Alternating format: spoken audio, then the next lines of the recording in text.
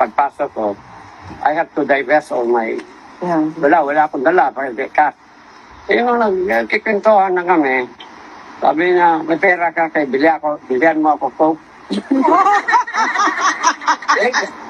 Oh. Ang Coke-Zero ni tatay. So, na lang, tapang gwardiya to. Pagbalik ko, bayaran lang. Wala akong kasabi ko. So, nung nakausap ko gwardiya, paano yan? Ang mga pan dyan, wala silang cash. Kagaya nyo, si Kwan, isang mag-request ng Coke, wala akong cash. Sabi na, next time, can do niya credit card. Anong request niya? Meron mga vending machines. Ako na. Meron naman credit machines.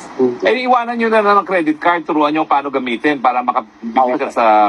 Bawal din. Bawal din. Doon sa visiting area. Maraming restriction. Okay.